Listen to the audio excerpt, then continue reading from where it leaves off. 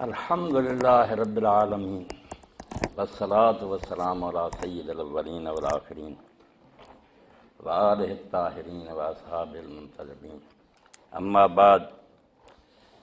محترم حاضرین کرام، وقت بہت تھوڑا رہ گیا. اس موضوع پر میرے جو خیالات ہیں وہ آپ انٹرنیٹ اور ویب سائٹ پر سنتے رہتے ہیں. یہ موضوع اتنے تھوڑے وقت میں سمیٹا نہیں جا سکتا. آپ نے سب حضرات کی گفتگو سنی، مگر میرا جو انداز ہے نا اور جو میں نے اس موضوع پر تحقیق کی، اللہ کے فضل سے میں نے کمزور روایتوں پر انحصار نہیں کیا. جیسے کہہ رہے تھے علامہ صاحب کہ تاریخ میں ایسا آتا، تاریخ بھی ہم سب جانتے ہیں کہ بنو عباس کے زمانے میں مرتب ہوئی، وہ بھی بنو امیہ کے دشمن تھے. ہر حکمران پھر پہلوں کے خلاف لکھوا دیتا. نہیں، میں نے کتاب اللہ اور صحیح احادیث، کمزور حدیثوں کو بھی نہیں لیا، حدیث کا دفتر کھنگالا کہ اتنا جان گزار واقعہ رسول کریم علیہ السلام کے قبر شریف میں جانے کے 50 سال بعد ہی پیش آ گیا کہ جو دوش رسول پر سوار ہوتا تھا، جس کے لیے اللہ کے رسول سجدہ لمبا کر دیتے تھے، اس کو اس بے دردی سے مسلمان کہلانے والوں نے ذبح کر دیا. اور جب کہ وہ دیکھ رہا تھا کہ میرے ساتھ بہت تھوڑے آدمی ہیں اور یہ جمی جمائی حکومت ہے، میں اس کو بدل نہیں سکتا، نہ بدلا جا ہی سکا، تو وہ کیوں اٹھے؟ جب کہ لوگ کہتے ہیں لوگوں نے منع بھی کرتے رہے. بظاہر حالات ایسے ہی تھے کہ اٹھنے کا کوئی جواز نہیں تھا، مگر کوئی ایسا حال تھا جس کی وجہ سے انہوں نے محسوس کیا کہ اب خاموش رہنا جو نا یہ بہت جرم ہوگا، اسلام پر ظلم ہوگا.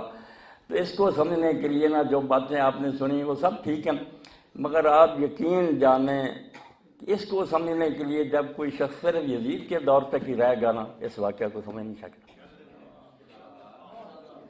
کیا یزید شرابی تھا، فاسق تھا، وہ اتنی بات نہیں تھی. وہ شرابی زانی جو ہوتا تو یہ کوئی اتنی قیامت نہیں تھی. پہلے بھی لوگ شراب پیتے تھے. مصیبت یہ تھی کہ قرآن اور حکومت کا ساتھ چھوٹ رہا تھا. قرآن الگ ہو گیا تھا، حکومت الگ ہو گئی. میرے محترم ساتھی کہتے ہیں لوگ نماز پڑھتے، روزہ رکھتے تھے، ان چیزوں کا انکار نہیں. وہ حکمران بھی کرتے تھے، کوئی انہوں نے علانیہ انکار نہیں کیا ان چیزوں کا. مگر وہ علامہ اقبال رحمۃ اللہ علیہ بات، ملا کو جو ہے ہند میں سجدے کی اجازت، نادان یہ سمجھتا ہے اسلام ہے آزاد. جب تصور یہ رہ جائے کہ نماز ایک شخص پڑھے، شراب نہ پیے، بس دین ہے، تو پھر کیا کربلا کی سمجھ آئے گی؟ نہیں. جب وہ سمجھے کہ اسلام اور توحید نام ہے، ما سے واللہ را مسلمان بندہ نے پیش فرعون نے سرش پر افغندہ نے، اللہ کے قانون کو چھوڑ کر جب حکومت کرنی شروع کر دی ہے، نمازیں چلتی رہیں، روزے ہوتے رہیں، حج کرتے رہیں، مگر قانون خداوندی سے جان چھڑا لی جائے. علامہ اقبال رحمۃ اللہ علیہ فرماتے ہیں کہ کربلا کا حادثہ کیوں پیش آیا؟ کیوں حکومت رشتہ قرآن سے؟ جب حکومت نے قرآن سے تعلق توڑ لیا، قرآن کو الماری میں بند کر لیا کہ جس کا جو حکم چاہیں گے ہم مانیں گے، وہ نہیں بند کریں گے، مگر جو اقتدار سے ٹکرائے گا وہ الماری میں بند رہے گا، وہ کوئی بندہ ہمیں اس پر مجبور نہیں کر سکتا. حکومت قرآن سے آزاد ہو گئی، حریت را زہر اندر کام رہے. اور جو بیچارہ امام حسین رضی اللہ سے پہلے بھی اٹھا، اس کے گلے میں زہر کا ٹپکا دیا گیا، قطرہ شہید کر دیا گیا. جب حالات اس نہج پر چلے گئے، ناراض نہ ہو، باتیں کچھ تلخ بھی ہیں کہ حضرت معاویہ رضی اللہ تعالیٰ عنہ کا دور جو ہے، خود رسالت مآب علیہ السلام نے اس کو اسلامی حکومت نہیں کہا. یہ ہماری طرف سے زیادتی ہے. وہ ٹھیک ہے رسول اللہ پر ایمان لائے، آخر دور میں آپ کے ساتھی ہیں، رشتہ داری بھی ہے، سب ہے، مگر جو ہے نا ان کی وجہ سے حقائق نہیں تبدیل ہو سکتے. اللہ کے رسول علیہ السلام نے صاف فرمایا کہ میرے بعد جو ہے نا صحیح طرز کی حکومت وہ 30 سال ہے، ثم یکون ملک نذود، پھر ظالم بادشاہ تھے، ٹائرنٹ کنگڈم کہا اس کو. اب ہم صفائی دیں کہ نہیں حضرت معاویہ کی حکومت ٹھیک تھی، یہ رسول اللہ سے ٹکر ہے. آپ کہہ رہے ہیں کہ وہ ظالم حکومت ہوگی، بادشاہ کا دور ہوگا. اور اس میں جو تبدیلی آئی اس کو سمجھیں. اور یزید کے بعد جس پٹڑی پر امت چل پڑی، رکانی سلسلہ بدتر سے بدتر آئے. مگر امام حسین رضی اللہ عنہ اس وقت ایک یہ اختلافی نوٹ لکھ لیا اور اپنے خون سے لکھا کہ مسلمان جو کر رہے ہیں یہ اسلام نہیں ہے، یہ امر المسلمین ہے، کرتے رہیں، میں اس کو تبدیل نہیں کر سکتا. مگر جیسے ایک جسٹس اپنا اختلافی نوٹ لکھتا ہے کہ یہ کام غلط ہو رہا، اور لکھنے والا وہ تھا جو وارث رسول علیہ السلام تھا، اس لیے اس کا فتویٰ امت نے ایسا قبول کیا کہ آج تک امت میں کوئی حضرت معاویہ رضی کو خلیفہ راشد کہنے والا پیدا نہیں ہوا. سب نے تسلیم کیا کہ واقعی وہ حکومت تھی، مسلمانوں کی تھی، مگر اسلام کی نہیں تھی. یہ برکت ہے امام حسین رضی اللہ کی، جس کی وجہ سے اقبال کہتے ہیں کہ قرآن اور کربلا کیوں کٹھے ہیں؟ رمز قرآن حسین آمد سے، قرآن کی رمز تو حسین سے سمجھ نہ آئی، زیاد سے شعلہ فروخت۔ اس کے بعد جہاں بھی کوئی انقلاب کے لیے اٹھا، کسی نے اسلامی نظام کے لیے کوشش کی، تو یہ چنگاری اسے امام حسین رضی اللہ کی عادت سے نصیب ہوئی۔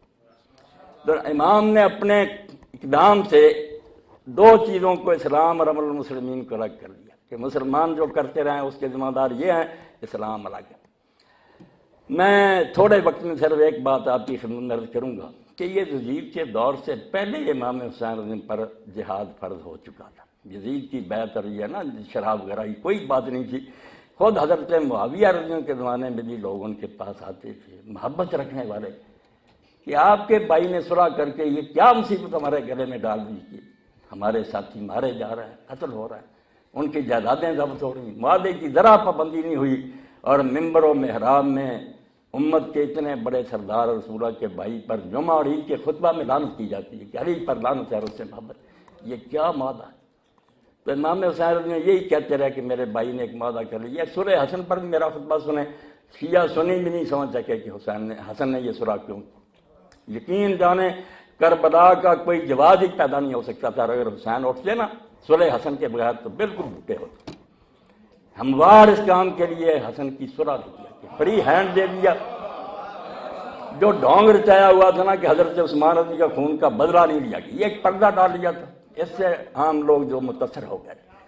حضرت حسن رضی کا اگر میں جنگ بھی لڑوں گا، پہاڑوں جیسی فوجیں لے کر حضرت حسن گئے تھے، اور مقابلے میں معاویہ بھی آیا تھا، مگر انہوں نے دیکھا کہ میں جیت گیا پھر کیا ہوگا، وہ الزام رہے گا کہ عثمان رضی کے خون کا بدلہ نہیں لیا۔ میں اس کو فری ہینڈ دیتا ہوں، درمیان سے نکل جاتا ہوں، اور پھر دیکھوں گا کہ وہ عثمان رضی کے خون کا بدلہ لیتا۔ سب شیعہ سنی جانتے ہیں، پھر نہ یہ کیس پوٹ اپ ہوا، نہ کوئی قاتل عثمان پکڑا گیا، نہ کسی کو سزا ملی، اور دین کے ساتھ ایسا مذاق ہوا کہ کہہ رہے ہیں نا کہ دین قائم تھا، دین نہیں قائم تھا۔ بالکل یہ ٹھیک ہے، نماز روزے کرتے تھے، میں صحیح بخاری سے لے کر حدیث کی ہر کتاب سے ثابت کروں گا کہ وقت تو نماز کے جو تھے وہ بہت بدل گئی۔ زور جو تھی عصر کے بعد پڑھی جاتی، عصر مغرب کے قریب، خطبہ جمعہ اتنا لمبا ہوتا کہ لوگ اشارے سے بیٹھے بیٹھے نماز پڑھتے، اور اگر کسی بیچارے نے اٹھ کر پڑھی تو اس کا سر قلم کر دیا گیا۔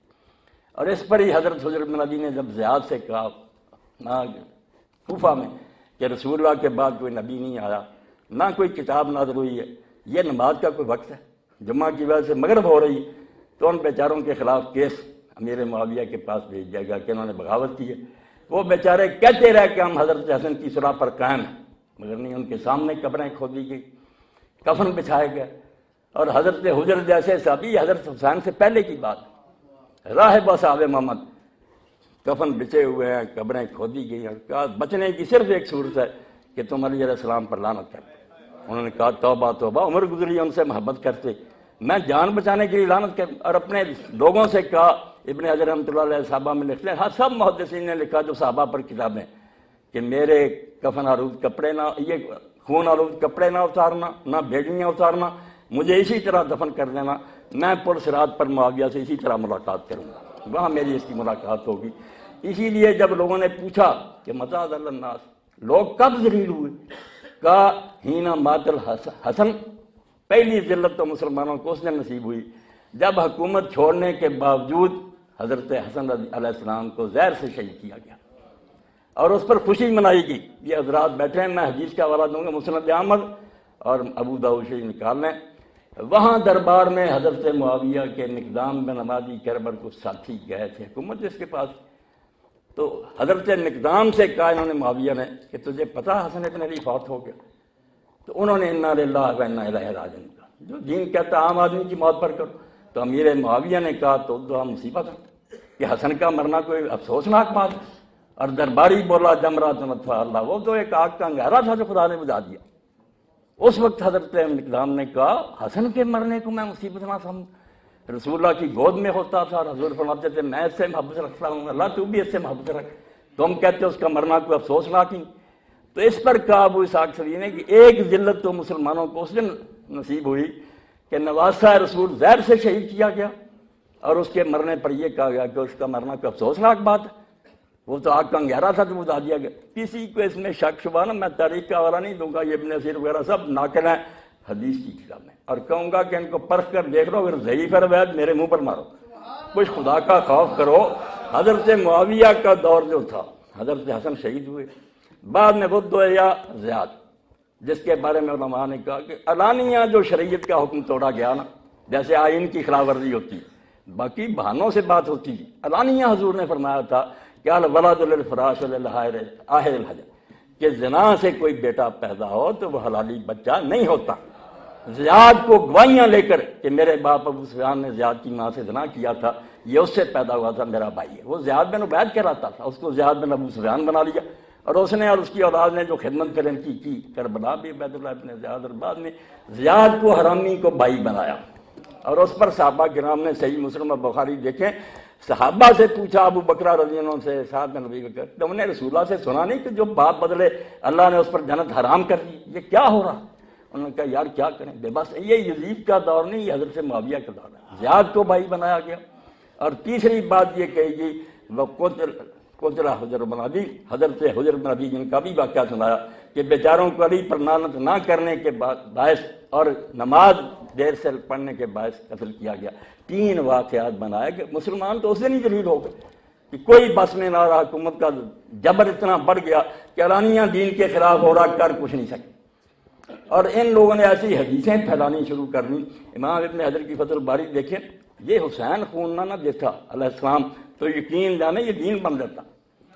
خلیفہ بنا ولید ابن عبد الملک، علماء آ گئے، انہوں نے حدیث سنائی کہ اللہ کے رسول علیہ السلام نے فرمایا توبہ توبہ ان اللہ اذا استرا عبدا الخلافہ، کہ جب اللہ اپنے بندوں میں سے کسی کو خلافت دے دیتا ہے نا، کتب له الحسنات، اس کی نیکیاں لکھتا ہے، ولم یکتب له السیئات، گناہ نہیں اس کے لکھے جاتے. اسے اجازت ہے جو چاہے کرے، صرف نیکیاں لکھی جاتی ہیں، گناہ. اس پٹری پر امت چل پڑی. یہ حدیثیں اس وقت امام زہری رحمۃ اللہ علیہ گئے تو ولید نے پوچھا یہ حدیث سنا رہے ہیں علماء ٹھیک ہے؟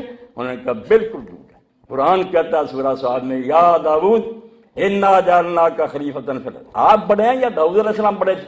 ولید سے پوچھا، اس نے کہا وہ تو نبی. اس نے کہا اللہ نے کہا داؤد ہم نے تجھے حکومت دی ہے، فاحکم بین الناس بالحق، لوگوں کے درمیان حق کے ساتھ فیصلے کرنا، ولا تتبع الہویٰ، اپنی مرضی کی باتیں نہ کرنا، فیضلک عن سبیل اللہ، اپنی خواہش نفس تجھے گمراہ کر دے گی. نبی کو کہہ رہا تم کون ہو کہ تمہارے گناہ نہیں لکھے گا؟ تو اس نے کہا ان لوگوں پر لعنت ہو، یہ ہمیں گمراہ کرنے کوئی. اس وقت ایسا دین گڑنا شروع کر دیا، مگر وہ اسی لیے باطل قرار پا گیا کہ اگر یہ بات ہے نا کہ خلیفے جو ہیں ان کو استثناء حاصل ہے تو حسین نے خون کیوں کر دیا، واسطہ رسول نے جان کیوں دی؟ یہ جھوٹ بولتے ہیں. اور اسی طرح لوگوں نے یہ بھی بات کہی، امام ابن حجر ہی لکھتے ہیں، ایک بنی امیہ کے حاکم نے کہا قرآن نے تمہیں ہماری اطاعت کا حکم نہیں دیا، ہم جو چاہے کریں، اولی الامر منکم قرآن کہتا. انہوں نے کہا نہیں، اس سے آگے ہی تمہارا یہ اختیار جو ہے نا یہ چھین لیا گیا. فَإِن تَنَازَعْتُمْ فِي شَيْءٍ فَرُدُّوهُ إِلَى اللَّهِ وَالرَّسُولِ، کہ اگر حکومت کا اور لوگوں کا جھگڑا ہو جائے تو فیصلہ اللہ رسول نے کرنا ہے، وہاں تک ہی تمہاری اطاعت ہے جب تم اللہ رسول کے تابع رہو، ورنہ نہیں. یہ میں مثالیں دے رہا ہوں کہ حضرت معاویہ کا دور اور بعد میں آنے والا دور بھی، اس کو پڑھیں حدیثوں کی روشنی میں، بالکل ہمارے پاس ایک نیا اسلام ہوتا، اور ہی حدیثیں ہوتی، اور ہی دین ہوتا. یہ حسین علیہ السلام کی بات ہے، کہتے ہیں علامہ اقبال، جب حکومت نے قرآن سے رشتہ توڑا اور آزادی کے گلے میں زہر کے قطرے ٹپا دیے کہ بولنے نہیں دینا، جو بولے گا سر اڑا دیا جائے گا. یہی ولید بن عبد الملک جب حکومت پر آیا، جمعہ اس نے بہت لمبا کر دیا. ایک تابعی جس کا امام ابن حجر نے علیہ صحابہ میں ذکر، اس نے بیچارے نے کہا کوئی نیا دین تو حضور کے بعد نازل نہیں ہوا، یہ نماز کا کوئی وقت ہے؟ اس کا جواب زبان سے بھی نہیں دیا. سپاہی اٹھے، محل کے اندر لے گئے، اس کا سر قلم کر کے مسجد میں پھینک دیا کہ بولو جس نے بولو. اس لیے کربلا سمجھنا نا میرے بھائی، کہ حسین کو سمجھنا کہ قرآن کو کس طرح اس نے ساتھ دیا. یہ کہتے ہیں دین کا کوئی نہیں بگڑا، دین بگڑ رہا تھا، نماز روزہ نہیں بگڑ رہا تھا. وہ اب بھی بدماش حکمران کہتے ہیں ہم کعبے میں اتنی مرتبہ داخل ہوئے ہیں. یہ ظاہر کی باتیں، جو صحیح اسلامی حکومت تھی نا، قرآن کہ اللہ کا قانون نافذ کرو، شریعت کے مطابق حکومت چلاؤ، نمازوں کے اوقات تبدیل. اور اسی کے زمانہ میں حضرت معاویہ کے، افسوس سے کہتا ہوں کہ اللہ کے رسول نے یوں ہی نہیں کہا کہ وہ ظالم حکومت ہوگی. زکوٰۃ کا لوگ پوچھتے جا کر حضرت ابو ہریرہ سے، سعد بن ابی وقاص سے، اسی کے دور میں فوج میں، کہ حکمران کو دیکھ رہے ہو کہ زکوٰۃ کے ساتھ کیا کر رہا. اپنے ساتھیوں پر صرف کر رہا، اپنے کپڑوں اور خوشبوؤں پر لگا رہا ہے۔ تو حضرت ابن عمر اور ابو ہریرہ وغیرہ نے کہا اس سے وہ شراب بھی پی رہے نا اور خنزیروں کا گوشت کھا لیں، تم دیتے رہو، تم بڑی ہو جاؤ گے، یہ اللہ کے حضور بھگتے رہے۔ یہ باب ہیں حدیث میں چیپٹر کے کہ ائمہ جور جب ظالم حاکم بھی آ جائیں گے تو بیت المال کو کا حق دے دینا، تم بڑی ہو جاؤ گے، وہ غلط استعمال کریں گے، بھگتے رہیں گے۔ حج کے بارے میں کہہ رہے تھے میرے ساتھی کہ حج چلتا نہیں۔ ہم دیکھتے ہیں کہ حضرت معاویہ کے دور میں ترمذی شریف دیکھیں، سب کتابیں، جس نے سب سے پہلے حج تمتع کو روکا اور اس پر مارنا شروع، قرآن کی نصی، اور بڑی مشکل سے حضور نے اس کو رائج کیا۔ عرب لوگ حج کے زمانہ میں عمرہ کرنے کو افضل الفجور جانتے تھے کہ یہ بہت بڑا گناہ ہے کہ یہ اللہ کے گھر سے کوئی محبت ہے کہ ایک ہی مرتبہ آدمی حج کرائے اور عمرہ کرائے، عمرہ الگ سفر سے کرنا چاہیے، حج حضور نے حکم دے کر کہا کہ ساری امت اس طرح بار بار نہیں کر سکتی، جو 48 میل کے اندر رہتے ہیں نا، حرم کے قریب، وہ ٹھیک ہے افراد ہی کریں، مگر جو دور رہتے ہیں تمتع کریں۔ اور صحابہ میں سے کہا کہتے یا رسول اللہ یہ کوئی حج ہے کہ ہم درمیان میں، آپ نے فرمایا نافرمان ہیں وہ لوگ، بڑی مشکل سے اس کو رائج کیا۔ سب سے پہلے جس نے روکا کہ یہ تمتع نہیں ہوگا اور اس پر لوگوں کو مارنا شروع کیا، کفر کا رواج بحال کیا۔ حدیث کی کتابوں میں دیکھیں آپ کیوں یزید تک رہتے ہیں کہ یزید فاسق فاجر، وہ ولی بھی ہوتا تو جس پٹری پر امت چل پڑی تھی نا کہ حکمران جو ہے یہ بڑی ہوتا، اس کی ذات ہر حال میں لازم ہے۔ محدثین لکھتے ہیں حجاج بن یوسف جس کو حضور نے امیر کا، وہ بھی یہی کہتا تھا کہ حکمران حکم دے اس میں نیک و بد کا کوئی امتیاز نہیں، بس حکمران کا حکم ہے، وہ خدا کا حکم ہے۔ ایک نیا دین بن رہا تھا جس پر امام حسین رضی اللہ عنہ نے پھر سارے حالات دیکھتے ہوئے مدعا سلطنت بودے، کہتے ہیں لوگ کہتے ہیں کہ صرف سیاسی جھگڑا تھا، وہ کتنے حسین پاگل تھے، بوڑھے تو ہو چکے تھے، انہی سے رنگی۔ اگر ان کا مقصد حکومت ہوتا تو کوئی تبلیغ کرتے، لوگوں کو خط لکھتے، اکٹھا کر، مدینہ سے مکہ چلے گئے، کوئی سیاسی تقریر نہیں، کسی کو خط نہیں رکھا۔ راستے میں جو لوگ خود ملتے گئے ان کو علانیہ ایک سچے رہنما کی طرح بتا دیا کہ میرا کیوں ساتھ دیتے، میں موت کی طرف جا رہا ہوں، کوئی فائدہ نہیں۔ لوگ چھٹتے چلے گئے، ملایا نہیں، کیونکہ ان کے سامنے کوئی جنگ نہیں تھی، کوئی جانتے تھے کہ میرے باپ کو دھوکے سے بس کر دی، علی ختم ہو گئے، حسن نے چھوڑ دیا، میرے پاس 20 سالہ اقتدار، معاویہ کے بعد کون سی طاقت ہے میں اس کا مقابلہ کروں، مگر ایک طاقت میرے پاس ہے کہ میں میدان میں نکلوں، اپنی بہنوں اور بچیوں کو لے کر نکلوں۔ جب حضرت ام سلمہ نے کہا کہ بیٹا تم جا رہے ہو، ان عورتوں اور بچیوں کا کیا کام ہے؟ آپ نے فرمایا شاء اللہ یرانی کتیلاں ویرن نساء سبا، اما وقت ایسا آ گیا کہ اللہ چاہتا ہے کہ میں قتل ہو جاؤں اور میری بہنیں قیدی ہو جائیں، اس کے بغیر مسلمان نہیں جاگیں گے۔ یہ سو گئے، 20 سالہ جبر نے بالکل ان کی زبانیں بند کر دی۔ جب میں جان دوں گا تو میں کوئی عام آدمی تو نہیں کہ بس مٹی میں مل گیا لوگ بلا دیں۔ اسی وقت آپ دیکھتے ہیں کوفہ جاگا، وہاں توابون اٹھے، مختار اٹھا، ابن زبیر اٹھے، ہر جگہ بغاوت ہوئی۔ یہ حضرت حسین علی کا خون کا صدقہ تھا، امت کو انہوں نے جگا دیا۔ تو یہ واقعہ جو ہے اس کے لیے یہ تھوڑا وقت نہیں درکار، زیادہ تو میرے خطبے ہی لیں، جب تک پوری تفصیل سے حدیثوں کی روشنی میں آپ نہیں نہ سمجھیں گے کہ خلافت جانے کے بعد ملوکیت نے اسلام کے ساتھ کیا مذاق کیا اور بعد میں آنے والوں نے دین کے ساتھ کیا ٹھٹا کیا۔ ایک اشارہ کرنوں کہ اسلام پھر اس طرح مظلوم ہو گیا کہ ولید بن یزید بن عبد الملک جب خلیفہ بنا، اس نے علانیہ قرآن مجید کو ٹھوکریں لگائیں، ایک خیمہ بنایا، حج کا ارادہ کیا کہ کعبے کے سائز کا اوپر میں لگاؤں گا، وہاں میرے امیر وزیر بیٹھیں گے، ساتھ شراب کے مٹکے سے شام تھے، گانے والی ناچنے، کعبہ کی چھت پر، وہاں جا کر لوگوں نے سمجھا کر تو کرے گا، بوٹیاں تیری اڑنے، بعد آ گیا، مگر زندگی الحاد میں، زندگی میں، کفر میں گزری، اللہ رسول کا مذاق اڑاتا رہا۔ ادھر چل پڑے تھے لوگ، حسین رضی اپنے خون سے اس کو روک نہیں سکا، جا رہا تھا انجن تیز رفت چل، مگر دین میں یہ بات واضح ہو گئی کہ بے شک یہ جو کرتے رہیں یہ اسلام نہیں ہے، اسلام کے خلاف ہے، اسلام وہ ہے جو اللہ کی کتاب میں ہے، ان کا عمل جو اس کے ذمہ دار یہ ہیں، اللہ کا دین ان کا ذمہ دار نہیں ہے۔ وآخر دعوانا الحمدللہ رب العالمین۔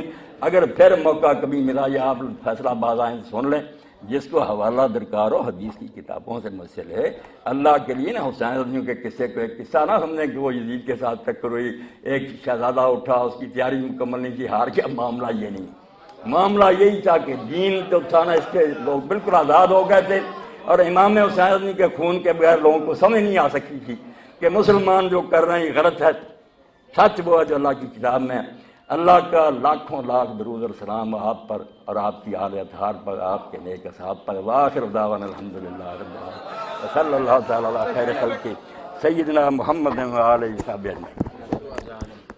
تشریف رکھیں اجتماعی دعا کے لیے میں سید پر حسین شاہ صاحب سے گزارش کروں گا کہ تشریف لائیں اور اختتامی دعا فرمائیں۔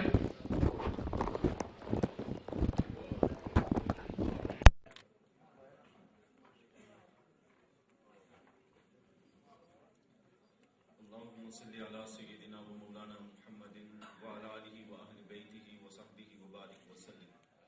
ربنا آتنا في الدنيا حسنة وفي الآخرة حسنة وقنا عذاب النار وادخلنا الجنة مع الأبرار يا عزيز يا غفار يا رب العالمين.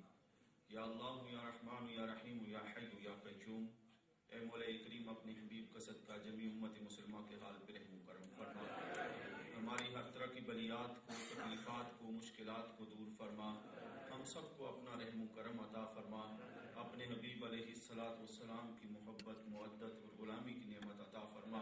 یا الہی اہل بیت اطہار کی عظمت سیرت کو سمجھنے کی نعمت عطا فرما اور ان نفوس قدسیہ کے ساتھ محبت، مودت اور غلامی کی نعمت عطا فرما۔ آج کے اس سیمینار میں جو گفتگو کی گئی ہے اس کے مطابق مولا کریم کربلا اور قرآن کے تعلق کو ہمیشہ ہمیشہ کے لیے اپنے ایمان اور عقیدے میں ہمیں شامل کرنے کی نعمت عطا فرما۔ اس ذکر کے توسل سے میرے مولا کریم وطن عزیز پاکستان کی خیر فرما، امت مسلمہ کی خیر فرما، ہماری ان دعاؤں کو، التجاؤں کو اپنی بارگاہ میں قبول فرما۔ ربنا لا تزغ قلوبنا بعد إذ هديتنا وهب لنا من لدنك رحمة إنك أنت الوهاب ربنا تقبل منا إنك أنت السميع العليم وتب علينا إنك أنت التواب الرحيم وصلى الله تعالى على خير خلقه سيدنا ومولانا محمد وعلى آله وصحبه